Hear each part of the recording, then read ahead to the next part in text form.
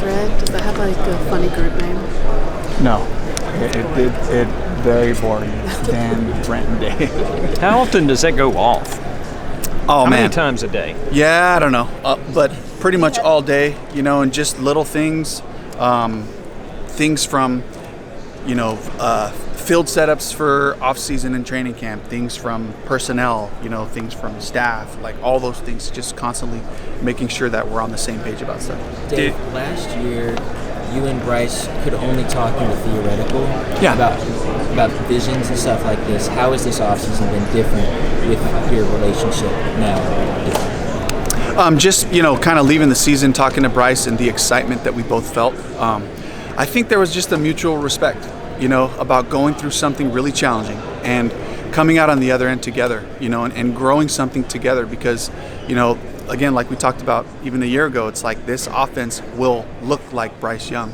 Well, however, we got to do that, we're going to find what that is, and I'm going to throw a bunch of stuff at him and see what sticks and see what starts to emerge, and that certainly is not just about Bryce, it's the emergence of Xavier, it's Thielen coming back to us and Bryce finding a way to throw to him. It's Jalen Coker and what he brings to us, JT showing up, Tommy certainly, so it's all those guys, really fleshing it out that we could end the season saying, hey, that Atlanta game was pretty fun, right? That's a pretty good starting point for us in terms of the mix of how we use the core of our system, but then having some thises and that's to try to make first downs, to try to make explosive plays. Dave, I know the conversation has largely been about mixing things up on defense and having the opportunity to evolve there. Yeah. But offensively, you do have some openings at tight end, wide receiver, running back. How much, now knowing what your offense somewhat looks like, being able to kind of address that with maybe prospects and the potential for free agency, how different is that, I guess? Yeah, it's a challenge, right? Because you want continuity. And so talk about a guy like Tommy Tremble, we're going through all of our film and he does such a great job, so now it's all of a sudden it's in all fairness, let's let Tommy see what's out there from a free agency standpoint. But for me, it's okay, we have these guys that we've trained for a year, and you'd love to have them back, some of the free agent wide receivers, speaking offensively, but at the same time, there's an excitement also of, let's look at free agency. Let's look at the draft, to see how do these players marry up against our roster so we can start to get a little bit of, kind of pairing them up in terms of where are they at in this room?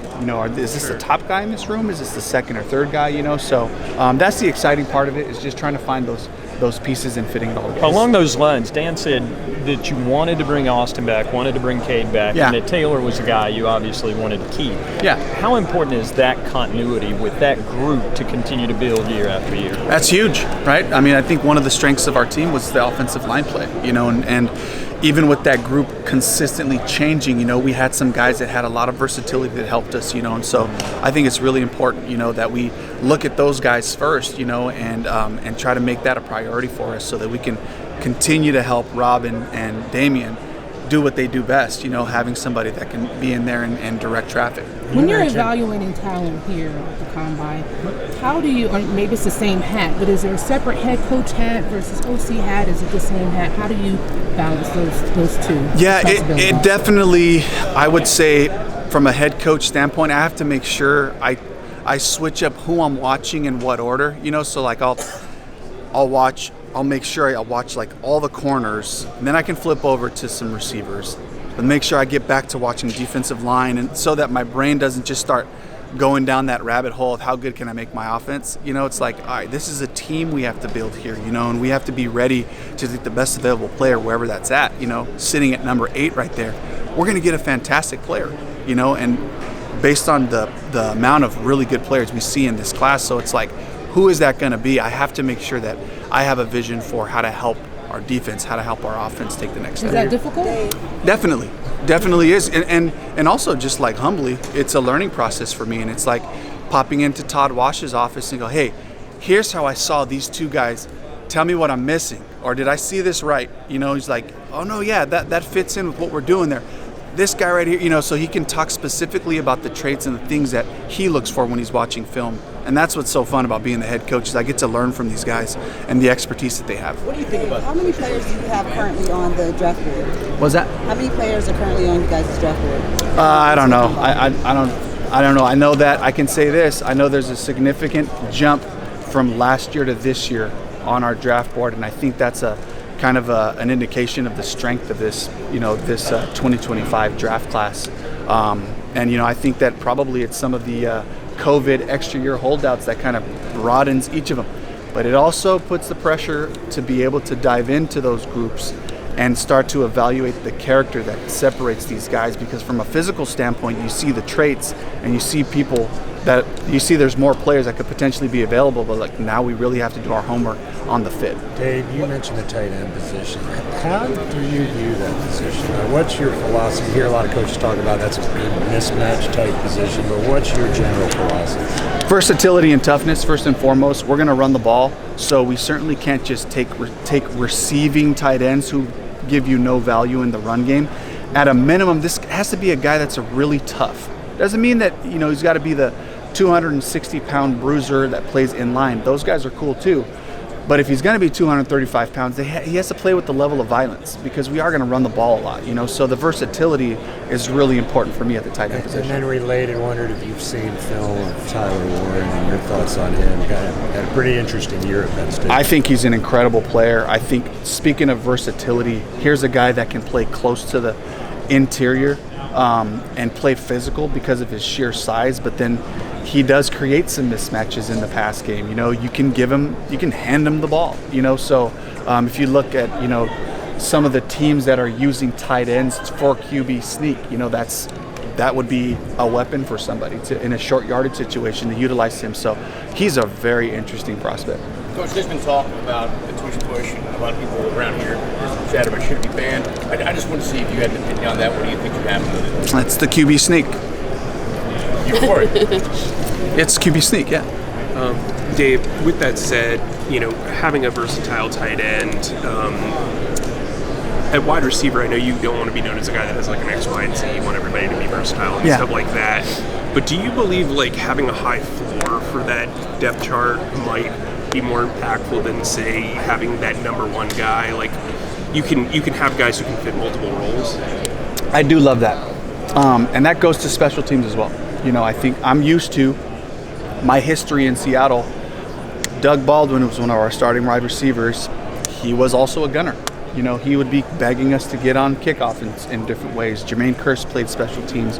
Ricardo Lockett was one of the best gunners, in the NFL for a while. So I'm used to guys that bring that special teams value. Like the thing that I had to learn to get used to, which was a cool opportunity, was going to Tampa, where Chris Godwin and Mike Evans, you could do, extra work on the side because they weren't on teams, and then when we got here, we certainly have a couple of guys that we've been able to take advantage of those windows. But I am used to those type of athletes, and typically you're getting a really smart and tough player who can run down, make his assignments on special teams, and also, be an ass kicker from an offensive standpoint.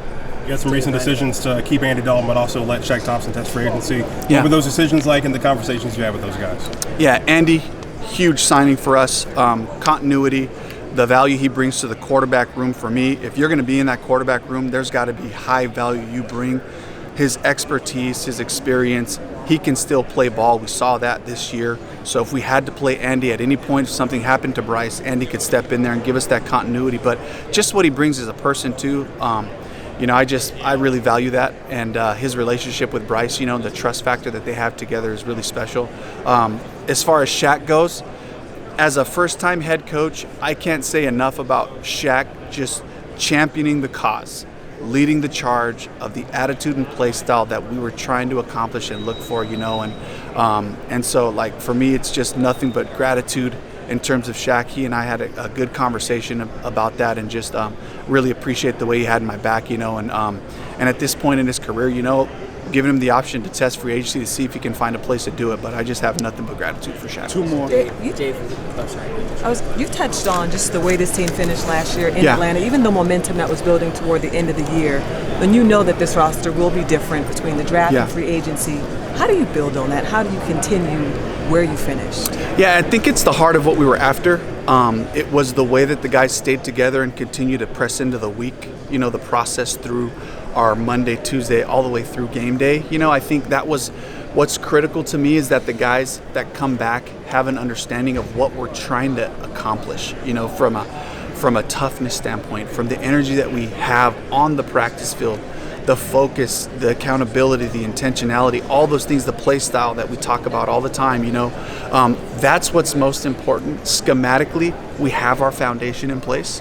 So that's important for guys to understand, like, this is what we're going to do, but here's how it can look when we add some of the nuanced things that we were able to do later in the season, and build off of that. So I think it's more of a feel than it is specifically the plays. Last one. We can ask you about players all day, but James Pierce, Charlotte guy, edge rusher, is kind of projected to be in that 8 range. What do you think about him as a prospect? A dynamic playmaker, great size, balanced athlete, motor. He really, his big plays are special. So something that we have to consider and look at. For him to be, this close to home, and Tennessee not being very far away as well. Somebody that we're going to definitely look at closely. Thank you, Coach.